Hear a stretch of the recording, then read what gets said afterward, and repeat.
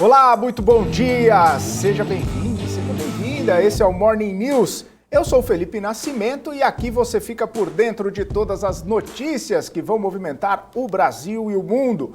Muita informação, muita análise para você ficar bem informado nessa sexta-feira. Hoje é dia 22 de julho. A gente começa essa edição falando sobre o dólar. A moeda americana fechou em R$ 5,50 no pregão de ontem, o maior patamar desde o dia 24 de janeiro deste ano. A máxima intradiária foi de R$ 5,51. Todo esse movimento de alta acabou sendo influenciado pelos fatores externos, principalmente pelo movimento das commodities e o cenário de inflação e elevação de juros globais.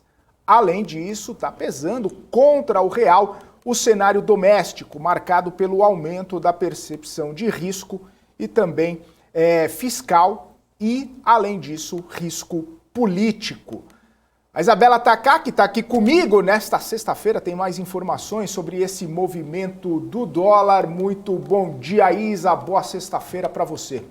Muito bom dia para você, Felipe. Bom dia a todos. Bom, os analistas estão vendo um movimento bastante forte ali de estrangeiros comprando dólar para fazer proteção contra ameaças do cenário doméstico e com a expectativa de que o Federal Reserve vai continuar a sequência de alta nos juros e com a Europa também ali subindo taxas, o capital estrangeiro acaba saindo do Brasil e indo para esses países. Como aqui no Brasil o processo de alta de juros ainda não chegou ao fim, países como os Estados Unidos representam mais segurança, então, para os investidores do que os países emergentes como o nosso. E tudo isso mexe, então, com a cotação da moeda. Pois é, Isa, e nesse cenário, a Bolsa Brasileira fechou o quinto pregão consecutivo de alta, dessa vez conseguindo sustentar ali os 99 mil pontos. Vamos dar uma olhadinha aqui no gráfico do Profit da Nelogica, qual foi o fechamento da Bolsa Brasileira, 0,76% de alta, chegando aqui a 99.056 pontos, sustentando, né? Como a gente falou, esses 99 mil pontos, a gente trazendo, né, as informações ao longo de toda essa semana, de uma pressão vendedora bastante forte, principalmente com os movimentos de commodities, e aí a gente viu que a Bolsa conseguiu sustentar o quinto pregão consecutivo de alta. Deixa eu expandir aqui para a gente conseguir ver melhor. Olha só, a gente teve ontem, a gente teve quarta, terça, segunda e a sexta-feira da semana passada,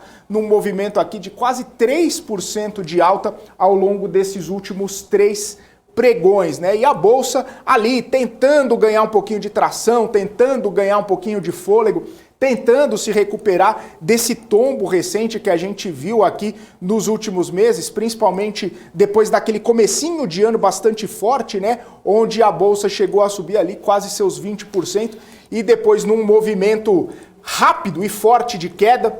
Depois de todo aquele rally das commodities, a gente teve praticamente 20% de queda, mas aqui desde do fundo, né, de maio, 10 de maio, a Bolsa conseguiu subir ali mais de 9%. Esse foi o cenário que a gente viu a Bolsa trabalhando neste pregão de quinta-feira. E aí, olhando no monitor do mercado aqui, né, para entender como é que funciona, a gente vê que empresas, né, mais ligadas ao dólar acabaram tendo um pouquinho de queda, né, principalmente as aéreas ali, né, a Azul, a Gol, caindo bastante por conta desse aumento do dólar. Klabin, que trouxe aquela expansão, né, a fábrica que vai ser construída por mais de R$ 1,5 bilhão, os investidores não gostaram, acharam que é muito investimento, né, que é muito dinheiro sendo colocado ali, até contas sendo feitas com os pares, né, de gastos, de capex e tudo mais, acabou trazendo esse mau olhar aqui para a Klabin, né? E aí a gente olha para as empresas que acabaram dando essa sustentação de alta aqui para a Bolsa, a gente vê empresas mais ligadas a consumo, mais ligadas ao cenário doméstico. A gente vê até positivo, Redditor, né? Redditor subindo mais de 7,8% aqui. A gente vê empresas ligadas à construção Enfim, até mesmo a Vale subiu bastante naquela pegada do minério de ferro. Enfim, a gente vê que os setores aqui estão bastante, principalmente do cenário doméstico, no pregão de ontem acabaram trazendo aí bons resultados. Os analistas, né, eles estão tentando compreender todo esse movimento de alta, principalmente pelo fato de várias narrativas estarem sendo construídas ao longo desses últimos tempos para explicar o cenário tanto aqui no Brasil quanto lá fora. Analistas têm dito o seguinte, que essas narrativas, né, passaram aí de inflação para recessão, aí depois passou esse cenário de recessão para corte de juros, tudo isso em menos de 3 semanas. Ou seja, o mercado acaba antecipando os fatos, mas está meio difícil de tirar conclusões nesse momento, ainda mais num cenário com tanta volatilidade, né? A gente tem conversado bastante sobre isso com o Guga Almeida, sobre essas narrativas, sobre esse tempo de espera, sobre essa volatilidade, sobre essa percepção dos investidores. Além disso, as commodities têm derretido aí nos últimos dias sem que ocorresse nada que mudasse substancialmente o cenário para os produtos. Pelo menos essa é a percepção dos analistas. A gente vê produção de Petrobras, a gente vê produção de Vale, tudo isso acabando trazendo uma pressão, mas o cenário diário acaba não tendo nada que mude significativamente a demanda pelos produtos, a não ser algum tipo de cautela no cenário internacional. Mas aí, né, os analistas, os investidores ficam de olho, tentando entender essa volatilidade, ajustando as narrativas para entender exatamente o que está acontecendo com o mercado brasileiro. Falando em Petrobras, Isabela Tacá, que tem mais informações aí sobre a petroleira, Isabela. É isso mesmo, porque a Petrobras, então, divulgou ontem à noite seu relatório de produção do segundo semestre. A produção de barris de óleo diária ali ficou 5,1% abaixo do registrado no mesmo período de 2021. Já a produção nos campos de pré-sal subiram quase 3%. A queda é reflexo da menor participação da Petrobras nos campos de Atapu e Sépia, além das manutenções em plataformas. As vendas de diesel cresceram no trimestre, já a gasolina teve redução de 6,6% com o início da safra de cana-de-açúcar e maior oferta de etanol. Após os resultados, as ações da Petrobras negociadas nos Estados Unidos tiveram quedas superiores a 1%.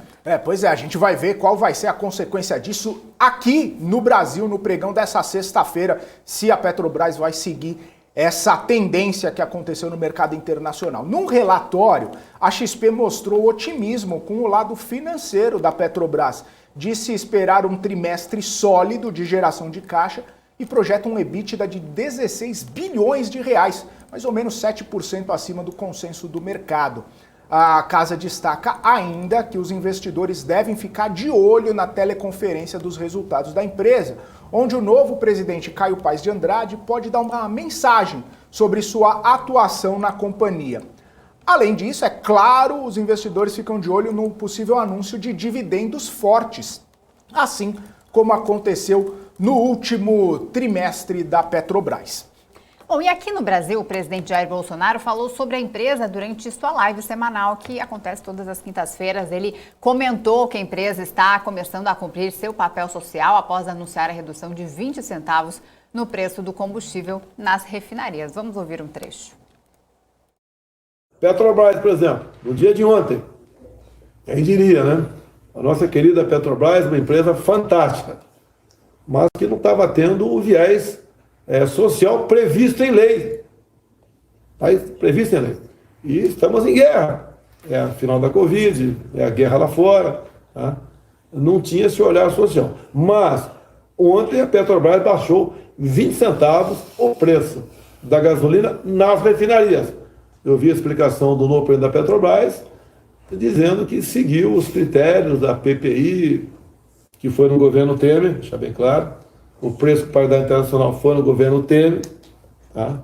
Levando-se em conta os acionistas minoritários, cujos papéis foram vendidos, em especial para fundo de pensão do Fundo do Brasil, no governo Lula. Tá? Vamos responsabilizar quem é direito. Que eu vejo uns caras falando agora por aí que me culpando aí de tudo, né? Só não me culpa da redução do preço do combustível. Muito pelo contrário. Os Estados Unidos pretendem fechar um acordo internacional para estabelecer um teto no preço do petróleo russo. A medida tem como objetivo impedir que os preços do petróleo subam ainda mais e causem outros impactos na inflação e, consequentemente, na economia do país. O plano foi revelado por um funcionário do Departamento do Tesouro dos Estados Unidos que falou sobre essa questão à Bloomberg.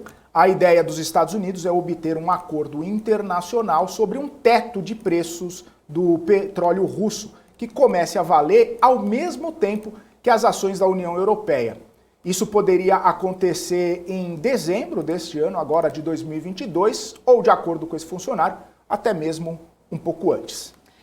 Agora a gente fala de notícias internacionais, porque Rússia, Ucrânia e Turquia vão se reunir hoje para assinar um acordo proposto pela Organização das Nações Unidas, a ONU, para liberar as exportações de grãos dos portos ucranianos sitiados no Mar Negro. O secretário-geral da ONU, Antônio Guterres, vai participar do encontro junto com o presidente turco Recep Tayyip Erdogan nos escritórios do Palácio Dolmabahçe, em Istambul. Desde que a Rússia invadiu a Ucrânia em 24 de fevereiro, o país, chefiado por Volodymyr Zelensky, tem enfrentado ali os obstáculos para exportar os grãos em razão do bloqueio dos portos. Vladimir Putin afirmou que os países decidiram adotar medidas para promover uma conversa na Síria, mas não detalhou o que será efetivamente feito. Lembrando que a Ucrânia é o quinto maior exportador mundial de trigo e está entre os 3 maiores de milho, cevada e sementes de girassol. A ausência dos produtos ucranianos no mercado internacional é um dos fatores que contribuem para o aumento do preço dos alimentos. Falando em Rússia, o Banco Central russo cortou a taxa de juros para 8% ao ano, uma redução de 150 pontos base. Esse é o 5º corte consecutivo na taxa desde fevereiro desse ano, quando o órgão teve que subir os juros para 20% para minimizar os efeitos da invasão à Ucrânia. A redução foi mais forte do que os analistas projetavam, que estava ali na casa dos 50 pontos base. A autoridade monetária da Rússia afirmou em comunicado que o índice de preços ao consumidor mensal permanece baixo, o que contribui para a desaceleração da taxa anual de inflação no país. E isso é consequência da menor demanda dos consumidores neste ambiente de conflito entre Rússia e Ucrânia. A Hungria anunciou que está em negociações para aumentar a importação de gás natural russo. De acordo com o Fidesz, que é o partido que governa o país, o governo húngaro quer comprar mais de 700 milhões de metros cúbicos do produto. A decisão é contrária às sanções de boicotes impostos à Rússia pelo Ocidente, elaborados por causa da invasão da Ucrânia. O ministro de Relações Exteriores húngaro foi a Moscou nesta quinta-feira para se encontrar com Sergei Lavrov, que ocupa o mesmo cargo dele na Rússia. O ministro russo afirmou que o pedido de aumento nas importações será encaminhado e estudado imediatamente. O chanceler da Hungria disse que, apesar da situação global, o mais importante é garantir a segurança energética da Hungria. É isso aí, a gente segue aqui com a nossa programação. Você está acompanhando aqui o nosso Morning News direto no canal do YouTube, no portal da BMC, bmcnews.com.br e também no Profit da Nelógica. Para ter acesso a todos os nossos conteúdos e a íntegra dos programas, além dos podcasts com os melhores especialistas do mercado, vai no YouTube, se inscreve no nosso canal e, claro, não se esquece de ativar as notificações para não perder nenhum conteúdo exclusivo. No YouTube, procura BMC News. Vai lá, faz sua inscrição e acabe inscrito no nosso canal, cheio de novidades, cheio de notícias, bastante informação e conteúdo para vocês. Bom, daqui a pouquinho, depois do intervalo, a gente vai conversar com a Eveline Brígido, professora de Ciências Políticas e Relações Internacionais da ESPM, sobre o acordo do Mercosul com Singapura. Daqui a pouquinho, depois do nosso intervalo.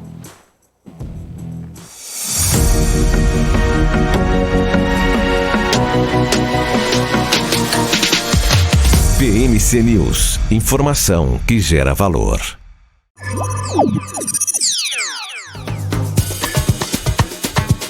Já imaginou ter acesso 24 horas, de domingo a sexta, aos principais mercados globais? Para você poder negociar com a segurança e com a qualidade de um broker internacional com mais de 20 anos de expertise? Isso é possível, aqui na Active você pode!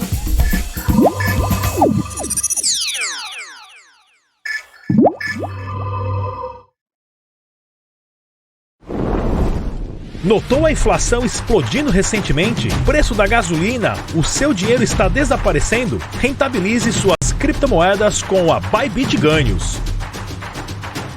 Tudo isso em uma plataforma intuitiva, segura e dinâmica. Não perca mais tempo, porque tempo é dinheiro. Abra sua conta hoje mesmo. Bybit.com.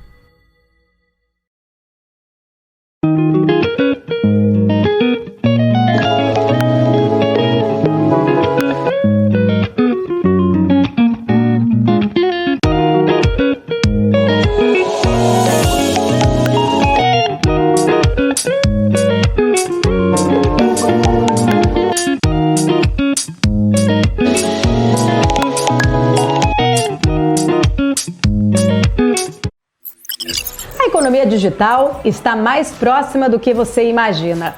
O aumento da conectividade, tecnologia, blockchain e moedas digitais vieram para ficar. Por isso, investimentos nestes setores não param de crescer. Afinal, o que são criptomoedas? Como investir? E quais os riscos e oportunidades que elas apresentam? As suas respostas estão no BMC Day, Criptogames e Blockchain. No dia 2 de agosto, aprenda como surfar nos movimentos do mercado com quem investe na prática todos os dias. Um evento ao vivo e gratuito para investidores iniciantes ou profissionais que queiram saber mais como surfar nas oportunidades do universo digital. Para participar, escaneie o QR Code que está aparecendo aqui na sua tela ou acesse bmcnews.com.br/bmc-day. É isso aí, estamos de volta aqui no Morning News, 8 horas 49 minutos, e eu quero trazer aqui a professora de Ciências Políticas e Relações Internacionais da ESPM, Eveline Brígido, já está aqui conosco nessa manhã de sexta-feira. Eveline, seja muito bem-vinda aqui ao Morning News. Bom dia para você. Olá, muito bom dia para vocês e para os telespectadores também. Eveline, quero começar conversando contigo aqui sobre o anúncio de um acordo entre Singapura e o Mercosul, um acordo sobre questões aí, né, acordos bilaterais que pode começar a trazer bastante fluxo de dinheiro, não só para o Brasil, mas para o Mercosul como um todo. Eu queria entender um pouquinho mais sobre esse acordo, a importância de estabelecer relações com o país asiático e também quais os benefícios financeiros, econômicos, políticos que isso pode trazer para o Brasil. Perfeito. Então, esse é o primeiro acordo, né, que o Mercosul estabelece, é um acordo comercial que o Mercosul estabelece com um país asiático, e um país asiático em grande crescimento, numa das regiões que mais cresce no mundo, né? Então, é um país riquíssimo e atualmente está como o sexto maior destino das exportações brasileiras. Então, é um grande mercado para o Brasil, né, para os produtos brasileiros. Carnes, óleo, né, bombas, enfim. Então, a gente realmente tem um grande mercado lá. No que consiste esse acordo comercial? Né? Esse acordo comercial, ele visa criar uma facilitação de comércio, ou seja, facilitar que produtos oriundos do Mercosul, então Brasil, Argentina, Paraguai, Uruguai, né, Venezuela temporariamente suspensa, então por enquanto esses quatro países, né, facilitar a entrada de produtos do Mercosul em Singapura, né, e o contrário também, né, facilitar a entrada de produtos de Singapura nos países do Mercosul. Sendo o Brasil, né, o maior país do Mercosul, evidentemente que as principais relações comerciais aí vão ficar entre Brasil e Singapura, né? Só para deixar claro, o acordo ele foi negociado, está assinado, mas ele ainda não está em vigor, né? É necessário, para que esse acordo seja implementado, que os parlamentos, né, nacionais dos Estados-membros do Mercosul e também que o Estado de Singapura, eles ratifiquem, né, eles deem uma segunda aprovação, digamos assim, que é uma aprovação interna, né, para que o tratado entre em vigor. Então, quando todos os países do Mercosul ratificarem o acordo e também Singapura, daí sim esse acordo vai entrar em vigor. Então, a partir daí é que vão começar, de fato, as preferências comerciais entre os produtos do Mercosul e Singapura e vice-versa, né? Mas a ideia é que no passar dos anos, né, que haja um maior fluxo comercial entre esses países, né, e isso vai trazer o que seria esse fluxo comercial, né? O que eu acho que a gente tem aí de principal? A desagravação tarifária, ou seja, uma diminuição progressiva da tarifa externa comum do Mercosul. O que é essa tarifa externa comum? Essa tarifa externa comum significa que a grande maioria dos produtos, existe ainda algumas exceções, tá? Mas a grande maioria dos produtos tem um mesmo imposto de importação. Então, não interessa por onde o produto de fora do Mercosul entra. Se ele entrar no Brasil, ele paga um imposto de importação, uma determinada alíquota. Essa alíquota, se ele entrasse pela Argentina, seria a mesma. Se entrasse pelo Uruguai, seria a mesma. Então, é a mesma alíquota de imposto de importação. O produto de fora do bloco entra em algum país do Mercosul e circula livremente. Tá? Então, o que vai acontecer? Como Singapura vai ter um acordo comercial com o Mercosul, a ideia é que a tarifa externa comum, ou seja, que o imposto de importação, ele vá regredindo, né, ele vai diminuindo e em muitos casos vai zerar, né? Isso a gente chama de livre comércio, quando a gente não tem mais essa barreira tarifária, que é um imposto de importação que deixa o produto estrangeiro mais caro. Então, eu acho que isso aí é um aspecto principal. Vai ser para todos os produtos? Não vai, tá? Isso não é comum em blocos regionais a gente ter 100% de uma liberalização comercial, com exceção da União Europeia, sempre tem um ou outro produto em exceção. Mas a ideia é que o grande fluxo comercial realmente, né, de mercadorias circule livremente. E, além disso, esse acordo com Singapura, ele envolve outras questões, ele envolve investimentos, né, em diversas áreas, ele envolve negociações na área de propriedade intelectual, ou seja, marcas, patentes, desenho industrial, né, envolve negociações na área de exportação e importação de serviços também, né, de prestação de serviço né, entre Singapura e os países do Mercosul, né, então envolve apoio a pequenas e médias empresas, então tem uma negociação específica para pequenas e médias empresas, enfim. Então, ele é um acordo, assim, bastante amplo e, no longo prazo, tende a beneficiar ambos os países envolvidos. Em especial, né, Brasil e Singapura, que são os maiores negociadores aí. Eveline, eu queria entender a importância do Mercosul hoje, né? A gente vê que esses acordos de livre comércio sempre são vistos positivamente, sempre traz benefícios, mas tem também a questão do mercado comum, né? Numa ideia aí tentando imitar até a União Europeia, né? No modelo em que retira a liberdade para fazer o que quer. Eu queria entender hoje o Mercosul é uma cúpula que realmente funciona para o Brasil, tem sido benéfica para o nosso país. A gente vê o presidente dando bastante importância, sempre vai a cúpulas como o BRICS, né? E agora o Mercosul parece que, né, ele mandou um vídeo, acabou não indo, não tem tanta importância quanto outras organizações ou cúpula, assim como aconteceu no BRICS. Eu queria entender hoje o papel do Mercosul. É realmente relevante para o Brasil? Perfeito. Então, vamos lá. O Mercosul, então, ele é um bloco regional, né, que ele tem por objetivo ser um mercado comum e a gente não chegou nessa etapa de mercado comum.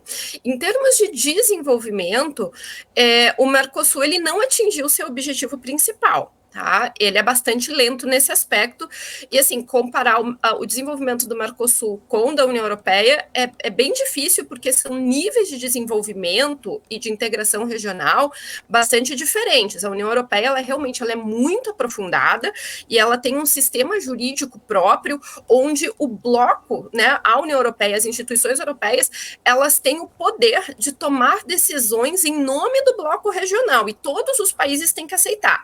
Não é todas não são em todas as áreas, mas nas áreas econômicas e comerciais, o poder dele, das instituições europeias, é de supranacionalidade. Tá? Isso não ocorre no Mercosul, e o Mercosul ele não tem esse objetivo de ser uma instituição supranacional na área econômica e comercial. Então, ele é mais uma cúpula de negociação entre os países, tá?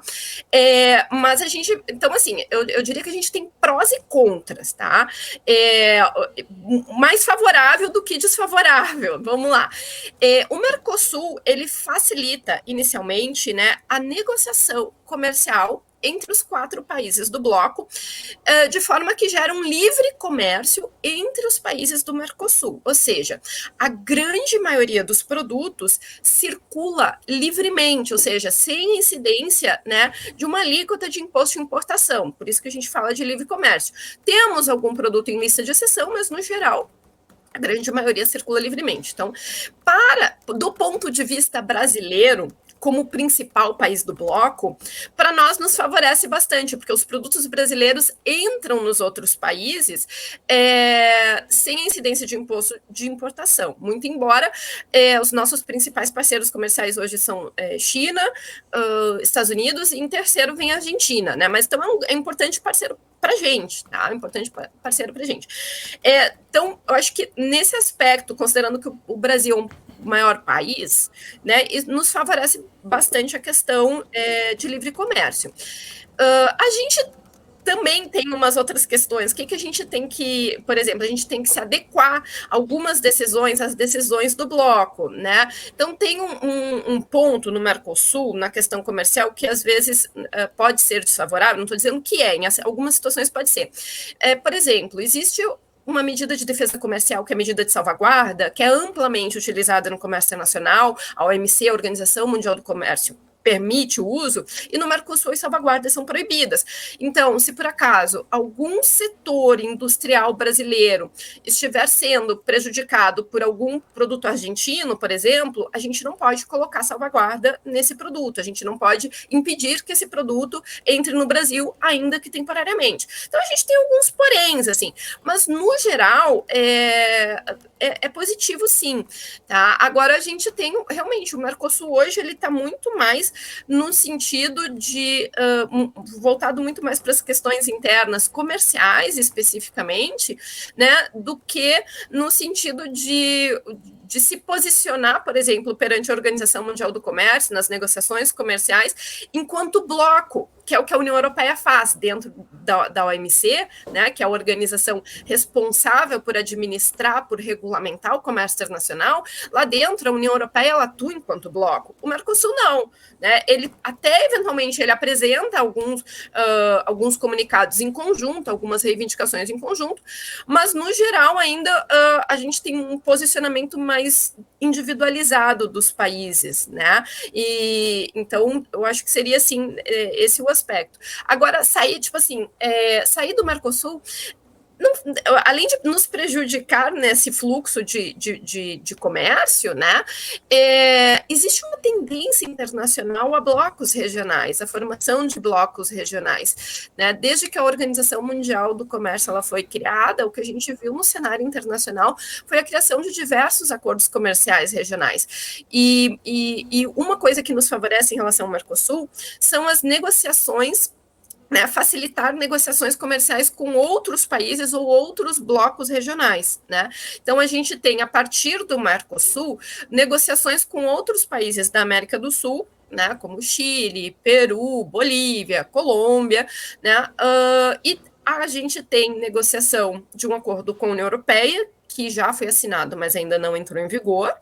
É um acordo que está sendo negociado aí há 2 décadas, tá? Um pouquinho mais até, tá bem difícil de colocar em vigor, né? E agora a gente tem esse acordo aí com Singapura. Então, eu diria que em negociações com outros países, é muito mais interessante a gente negociar de fato enquanto bloco regional. Por outro lado, a gente tem, né, algumas nem tudo é perfeito, né? Por exemplo, a gente tem essa tarifa externa comum. O que é essa tarifa externa comum? O imposto de importação, o Brasil ele não tem mais autonomia, nem Brasil, nem Argentina, nem Paraguai, nem Uruguai, para definir o seu próprio imposto de importação. Por quê? Porque isso é definido a partir do bloco. Então, tem que estar, os 4 países, eles devem estar de acordo sobre a alíquota do imposto de importação para bens industriais, para bens de consumo, enfim, para os mais diversos tipos de bens. Então, tem alguns poréns, né? Mas, no geral, eu diria que é um aspecto positivo, né, para fazer esse tipo de negociação comercial como a gente tem hoje com Singapura, por exemplo.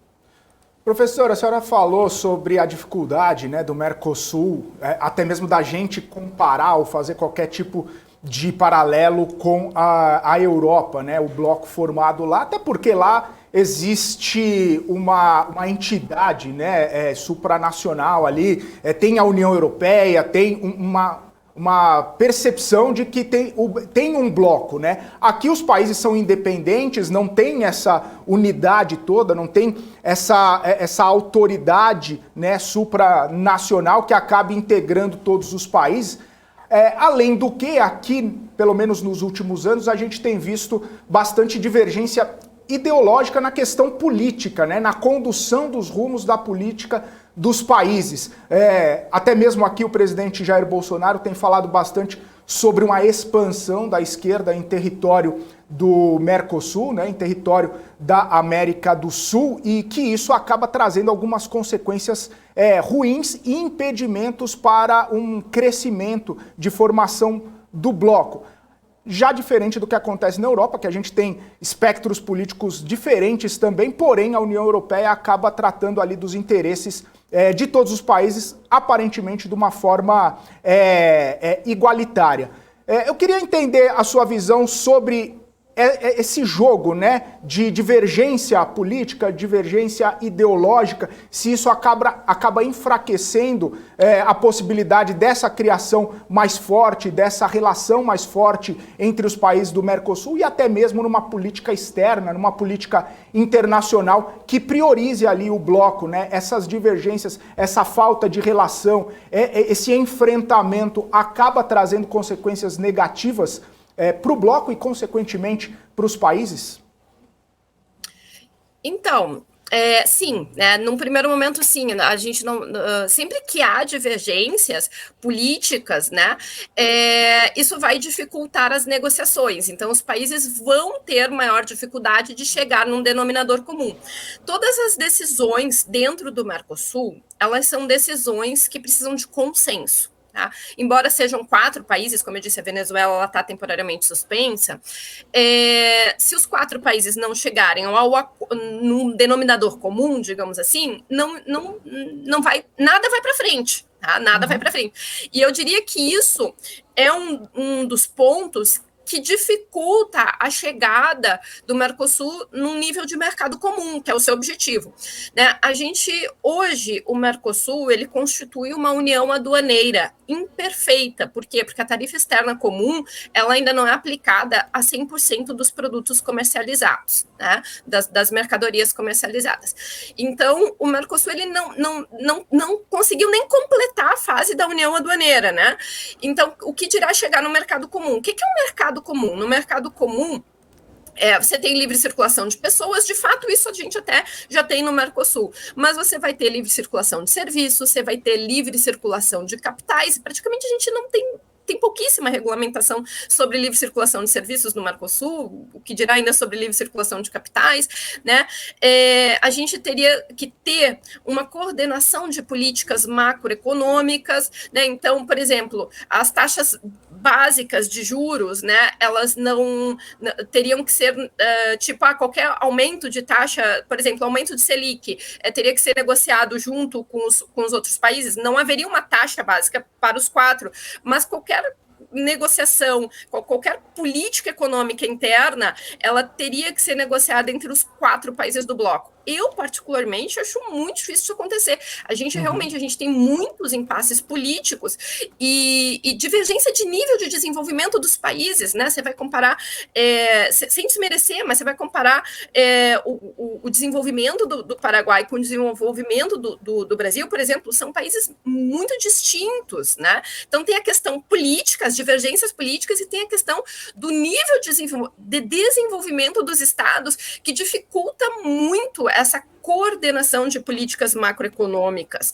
E sem isso a gente não vai se tornar um mercado comum. Então eu, particularmente, né, sou um pouco pessimista para a gente chegar no estágio de mercado comum, que é o objetivo do Mercosul, né? O nome é Mercado Comum do Sul, e a gente não é um mercado comum, e a gente não tem nenhum um horizonte assim de, olha, vamos efetuar um mercado comum de fato em 10 anos, em 15 anos. Não tem. Isso na União Europeia, eles atingiram o mercado comum em 1992. Então, claro, a União Europeia foi um bloco que começou lá na década de 50, a gente tem que considerar isso também, mas o desenvolvimento ficou paralisado entre a década de 60 e o final da década de 80 em razão da Guerra Fria, e depois o andamento para a formação do mercado comum foi muito rápida, e quando o mercado comum foi criado em 1992, eles deram um passo extra, eles criaram uma união econômica e monetária, que não é 100% perfeita, porque o euro não é uma moeda aplicada a todos os países, né? Mas é um outro tipo de desenvolvimento, é um outro tipo de objetivo, né? Eles criaram instituições que podem tomar decisões de caráter supranacional. Tá? E essas decisões, elas são principalmente na área econômica, na área ambiental, na área comercial, na área de direito de concorrência, na área de serviços, de capital, só que a gente não tem essa decisão aí na área de política externa de segurança, né? Eu sempre gosto de dizer que a União Europeia, ela é, sim, um bloco com decisões supranacionais, né, mas muito na área econômica e comercial. Na área que vai para conflito internacional, a gente está vendo muito assim falar em União Europeia hoje, porque hoje de fato existe uma união, existe um consenso em relação à Rússia e em relação à Ucrânia, né, que a Rússia é o Estado agressor. Mas, por exemplo, se a gente voltar no Iraque lá em 2003, a gente teve o Reino Unido apoiando a invasão ao Iraque em 2003 e os franceses se posicionando contra, e a Espanha se posicionando contra, a Alemanha se posicionando contra. A gente não tem uma unidade na área de conflito especificamente, né? Por quê? Porque na área de guerra, na área de segurança internacional, a União Europeia, ela necessita, sim, de uma coordenação de políticas, ou seja, todos os governos devem chegar num denominador comum. Mas eu diria assim, na União Europeia é especificamente essa área de segurança que precisa de um acordo. Às vezes não é acordo. Às vezes não há, justamente pelas divergências políticas. Só que a União Europeia ela é muito mais avançada que o Mercosul, porque é somente nessa questão de segurança que às vezes que eles vão precisar chegar numa decisão de consenso. Tirando a área de segurança, a gente vai para a área tecnologia, área de comércio, né? Não precisa mais, basta a maioria. Né? Então, basta a maioria dentro do sistema de supranacionalidade. Então, se tiver um voto vencido, um país que seja voto vencido, ele vai ter que aceitar a decisão numa área de comércio, por exemplo. Né? Então, porque quando a União Europeia foi criada, quando ela criou essas instituições com decisões de caráter supranacional, lá na década de 90, no início da década de 90, né, os países criaram um sistema que tinha essa tomada de decisão. Então, qualquer governo que viesse na França, que viesse na Itália, que viesse na Alemanha, depois, ele não pode mudar esse sistema. Essa foi uma das razões do Brexit, uma das, né? Temos outras, mas essa questão da política da supranacionalidade nas questões econômicas, comerciais, ambientais, tecnológicas, etc. Enfim, é difícil assim fazer um resumo, porque a gente tem vários pontos, né? Mas eu não sei se eu consegui assim, te responder, sabe? Conseguiu sim, professora. Eveline, ainda explorando um pouco essa questão do Mercosul, não notei não. Acho que deu um probleminha aqui com o microfone da Isabela, professora, então eu vou fazer mais uma pergunta para a senhora. Claro, perfeito. É justamente nessa questão, né, sobre que a gente estava falando, sobre o Brasil ser muito pujante, ser muito importante no cenário de grãos, né? Até mesmo muitas pessoas, o próprio governo fala que o Brasil tem essa relevância de alimentar o mundo inteiro. Eu queria entender a importância que a senhora vê no Brasil sobre esse prisma do agronegócio, sobre o prisma da alimentação mundial. E dentre todos esses acordos multilaterais que o Brasil tem, qual que é a importância de termos, né, essa possibilidade de fazer negócios com muitos países nesse sentido? Eu digo isso porque a gente comentou muito ao longo dos últimos dias sobre o interesse do governo brasileiro de falar com Rússia, falar com Ucrânia, decretar ali aquela neutralidade para poder importar os grãos, para poder importar os fertilizantes e poder continuar com essa questão aí do agronegócio bastante forte e sem prejudicar a alimentação mundial. Nesses acordos, né, nessas relações internacionais, essa neutralidade, ela é importante, ela é perigosa. Qual que é a visão da senhora, ligando, né, o fato do agronegócio ser bastante importante, tanto na economia quanto na relação internacional do Brasil? Perfeito. Então, vários pontos importantes na tua colocação, né? O Brasil é um dos 5 maiores exportadores mundiais agrícolas, então a gente tem desde sempre aí, né? Desde as negociações comerciais que a gente tem, desde o GATT, desde o OMC, né? Ele é um importante player na área agrícola, né? Então ele é importante exportador. A gente exporta aí para diversos mercados, né? Só que o Brasil ele também sofre com medidas protecionistas, União Europeia, por exemplo, Japão, Estados Unidos, né? A gente sofre aí com alguns embargos, tá? Mas nada que tire, digamos assim, o posicionamento do Brasil nesse cenário internacional como um grande player aí na área agrícola, tá? Agora, sim, a questão da guerra, o que ela impacta nessa questão, né, de alimentos, né? Por mais que a gente seja um grande exportador na área agrícola, esse mundo globalizado que a gente vive, ele nos torna dependentes de algumas coisas. Então, a gente depende de alguns tipos de grãos, por exemplo. A gente depende dos fertilizantes, por exemplo, para poder desenvolver a agricultura brasileira, né? E o fato desta guerra, né, em andamento e né, já há alguns meses entre Ucrânia e Rússia, ela dificulta, por exemplo, essa questão dos fertilizantes, ela dificulta a exportação de alguns grãos, né?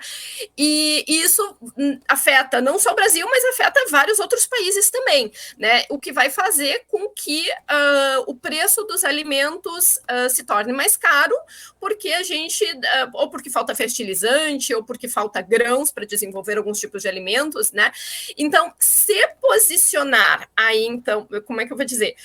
Nesse aspecto de comércio, tá? Nesse aspecto de comércio, se posicionar de uma forma mais neutra pode ser positivo no sentido de a gente ter acesso, por exemplo, né, a exportações de materiais que a gente precise, né? Material como fertilizante ou de grãos que a gente precise, né? De alguma coisa que a gente precise para que o agronegócio brasileiro possa ir adiante, né? Então, nesse aspecto, eu diria que, olha, comercialmente, né? Pensando nesse aspecto, ok, é positivo.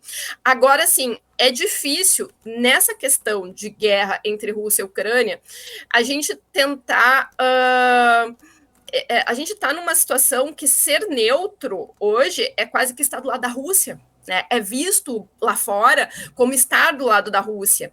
Então, a gente tem que ter muito cuidado a assumir uma postura de neutralidade. Eu acho que essa postura de neutralidade, ela poderia vir numa forma do que a política externa brasileira sempre se posicionou em questão de conflito internacional, onde a política externa, o Itamaraty, ele sempre se posicionou a favor dos direitos humanos, contra conflito internacional, a favor da independência dos estados, do direito da autonomia dos estados, né?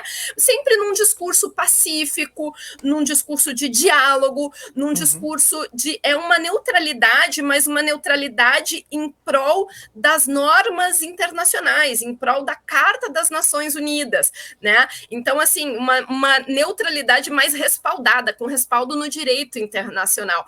Então, ou seja, de uma certa forma, você está criticando atitudes da Rússia, né? Mas, claro, você não diz isso claramente, você diz, olha, vamos respeitar. A política externa do Itamaraty que ele sempre vinha tomando, né, aí nos últimos anos.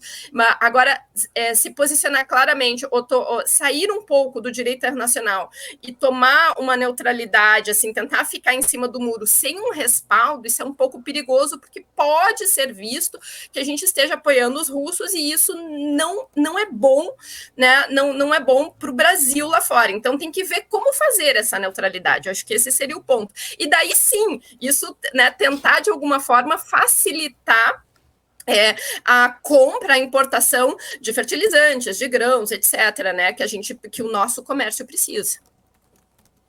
Eveline, ainda no assunto do Mercosul, tem se questionado muito nos últimos anos a permanência do Brasil no bloco, até eficiência. Você disse que o bloco não teria atingido o seu grande objetivo, ainda não teria concluído essa parte de ser um mercado comum. Você acha... Eu estava vendo aqui, né, tem mais de 30 anos ali em que esse bloco existe e em que foi assinado esse acordo. Se fosse como se fosse a União Europeia, né, seria a 12ª maior economia mundial. Hoje o Brasil voltou ali no ranking das 10 maiores economias do mundo. O Brasil tem um peso muito grande, acaba sendo até ali uma mãe para outros países ali dentro do bloco. Eu queria entender, da sua visão, o que deve fazer para que o bloco seja mais proveitoso para o nosso país, né? Eles ainda parece que fica meio que travado ali, não, né, faz esses acordos comerciais, tal, mas muitos ainda questionam a permanência do Brasil ou a efetividade do bloco, se realmente deveria existir. O que deveria ser feito para que fosse mais proveitoso aí para todos os países? Perfeito. Daí eu até volto no ponto anterior dessa questão de uma harmonização de negociações, né? Infelizmente, essa divergência entre governos, ela prejudica bastante, e o Mercosul, nesse aspecto, ele não tem poder para uma tomada de decisões de uma forma mais supranacional, pela maioria, né? Então, em alguns aspectos, essa questão do consenso, ele pode sim ser prejudicial. Eu acho que o Brasil, ele teria que tentar articular de uma forma a facilitar os acordos comerciais. Só que, né, só para lembrar, uma das coisas que está prejudicando, assim, um ponto muito importante que está prejudicando o fechamento do acordo Mercosul-União Europeia é a questão da Amazônia. São alguns pronunciamentos pessoais que foram feitos, né, do presidente brasileiro em relação ao presidente francês. Então, foi o próprio Brasil, ele está criando um certo impasse nessa questão aí do acordo com a União Europeia, né? Claro, a gente teve problemas ali com a Argentina também, não vamos, né? Mas então, só para dizer assim que a gente tem algumas políticas ambientais, Brasil, tá? Que são contraditórias com questões ambientais previstas na União Europeia, e isso, dentre outras coisas, mas isso é um ponto, assim, que está gerando bastante divergência na aprovação desse acordo, tá? Então, só para não desmerecer, assim, né, dizer assim, olha, nós estamos bem e o resto dos outros países estão nos prejudicando.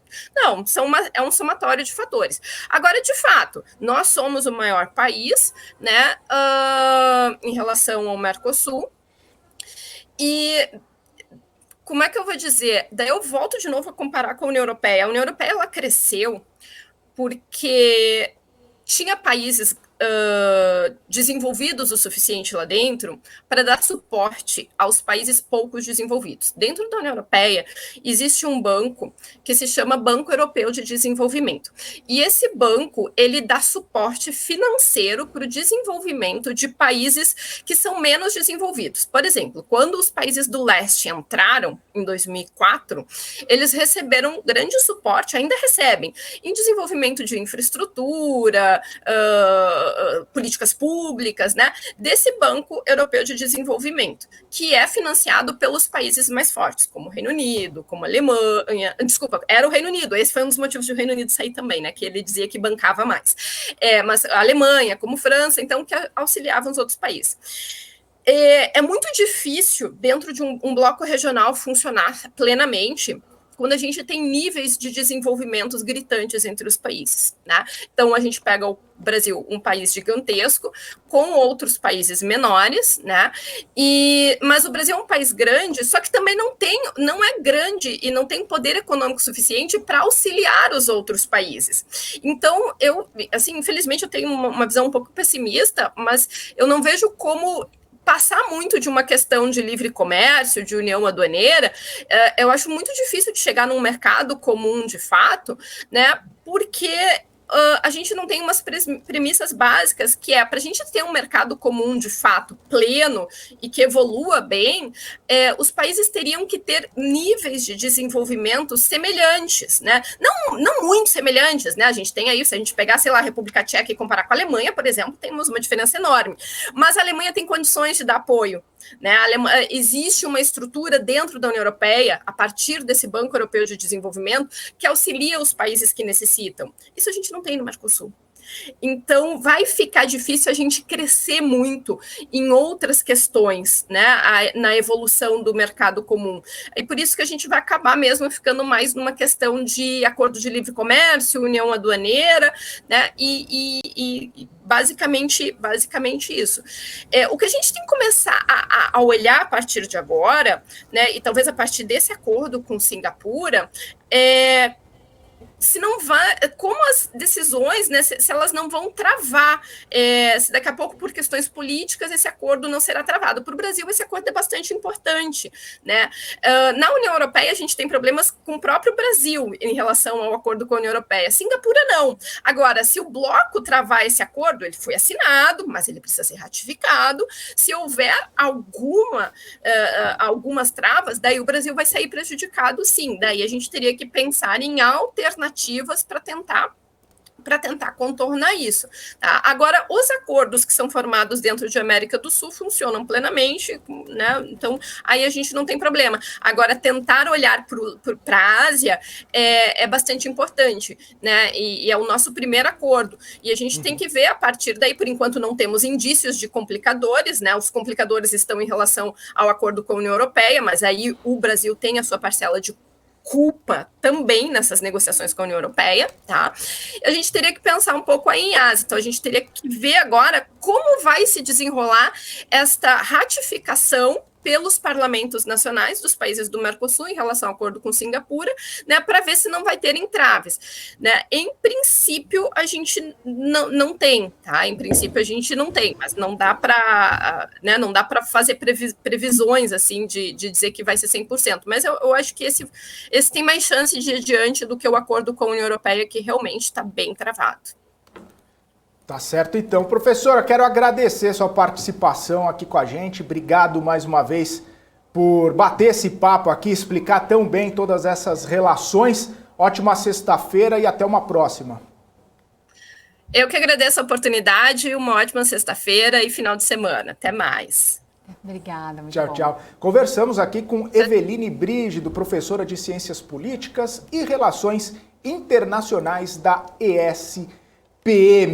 A gente vai para um rápido intervalo agora, 9 horas e 25 minutos, e volta já já.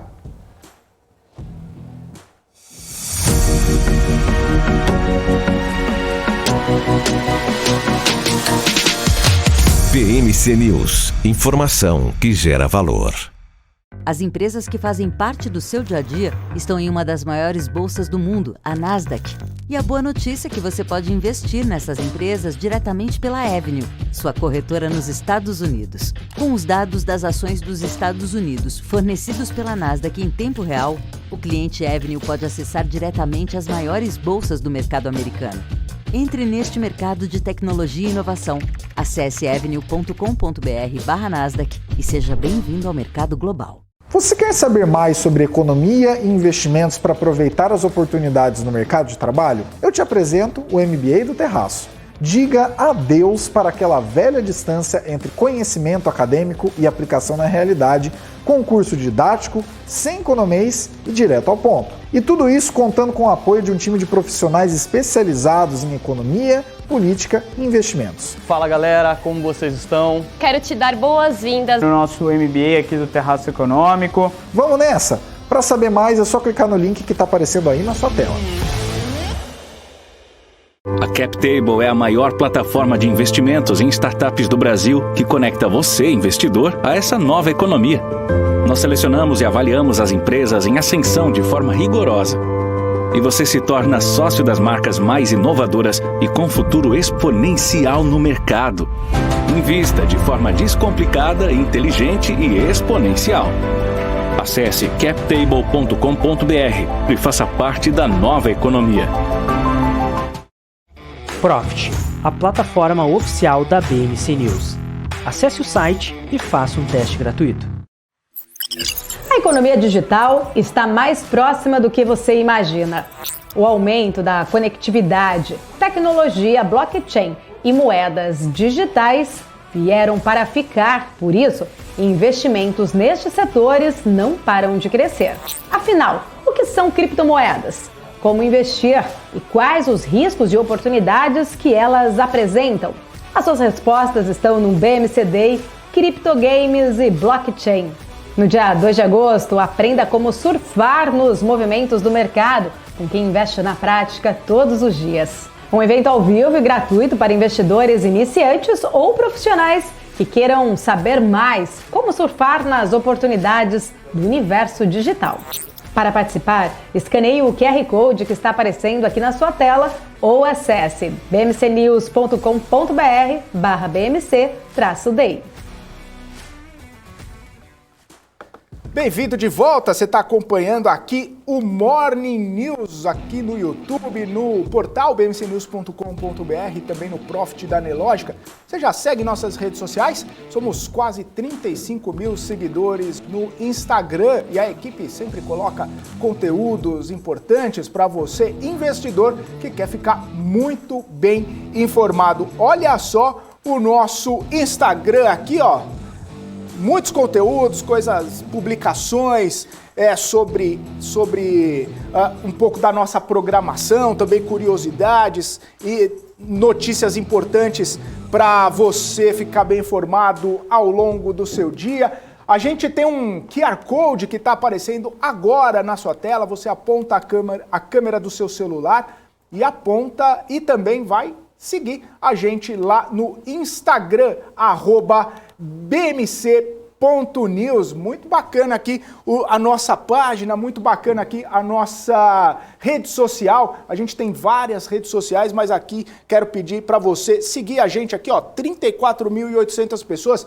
Vai lá, se inscreve no nosso Instagram e fique muito bem informado com todos os conteúdos que o nosso time de mídias sociais coloca diariamente no Instagram. Bom, agora são exatamente 9 horas e 30 minutos. A gente segue com o nosso Morning News, porque o número de pessoas com chave Pix cadastradas teve um salto de 72% entre março de 2021 e o mesmo mês deste ano. São 51 milhões de usuários.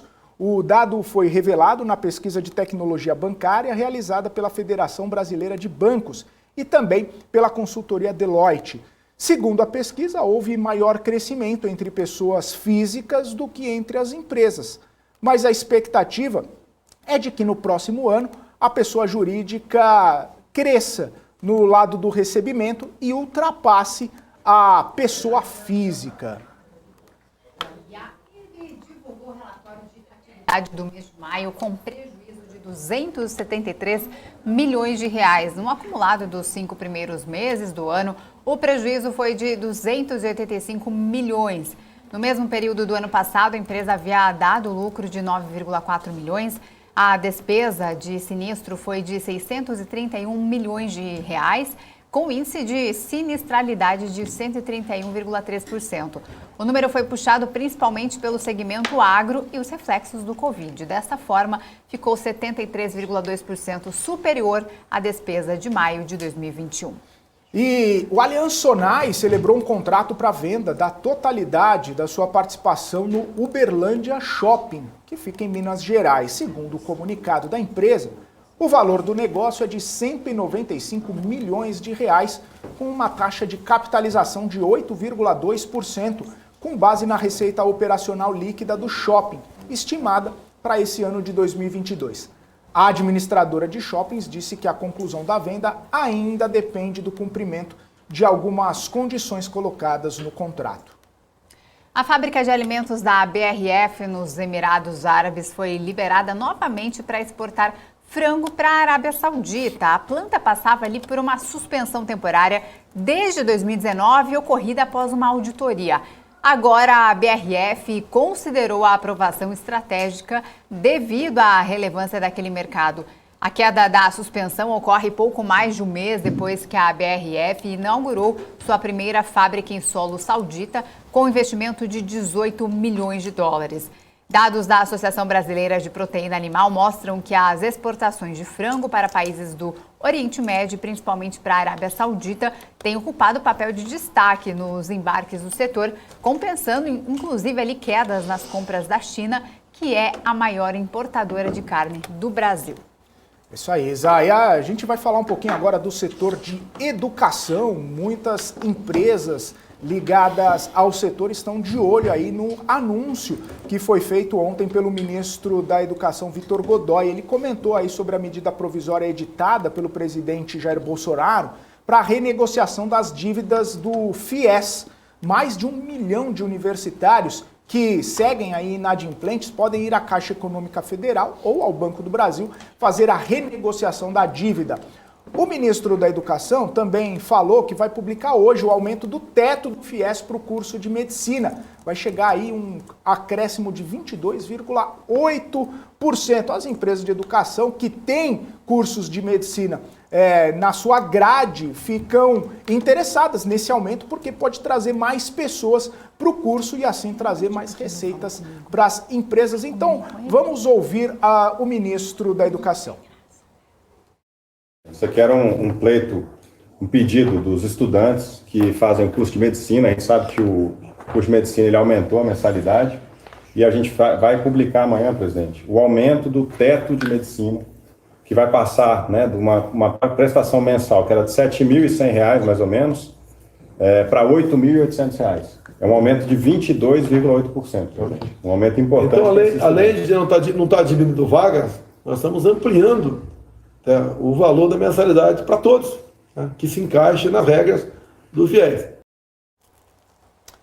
E vamos dar uma olhada então como que está o desempenho dessas empresas de educação, principalmente aqui no último pregão. Setor de educação, deixa eu encontrar aqui, ó, olha só, o setor de educação bastante pressionado aí, né, nos últimos dias. Deixa eu tirar a variação diária aqui, vamos colocar na variação mensal, vamos ver como é que está no mês a educação. Olha só, Cruzeiro do Sul Educacional subiu 27,15% nesse mês, Ânima Educação 18,7%, Eduque 7,8%, olha a Cogna 7,48%, só Ser Educacional que acabou caindo aí nesse mês, está no negativo 1,91%. O setor de educação sofreu bastante ao longo da pandemia, né? Justamente aí por conta do fechamento das universidades, fechamento de restrições, na verdade, de circulação de pessoas e ainda, né, não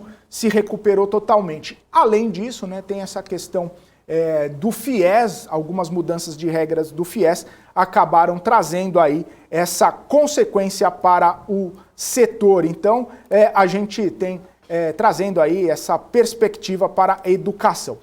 Falando em mercado financeiro, antes de eu encerrar aqui, já que a gente está indo para a nossa reta final, e aí sim poderemos sextar, só para a gente ver como que estão operando as bolsas internacionais nesse momento. DAX na Alemanha sobe 0,77, CAC na França sobe 0,32, FTSE no Reino Unido na estabilidade, uma queda de 0,05%.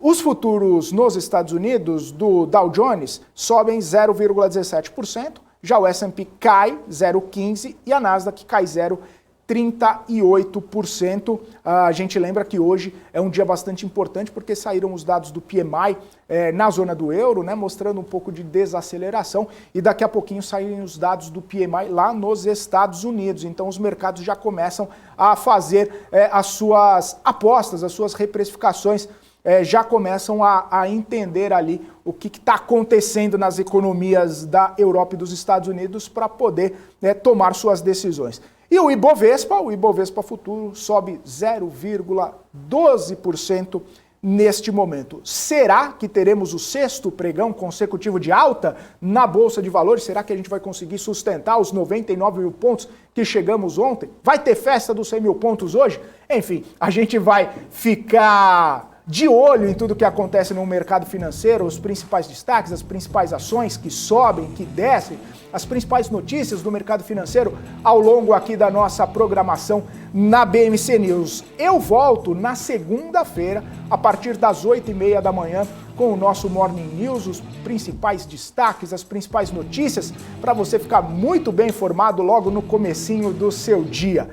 Ótima sexta-feira, bom fim de semana e continue com a gente que daqui a pouquinho está chegando o BMC News com a Paula Moraes e todo o time. Um forte abraço, bom fim de semana, tchau, tchau.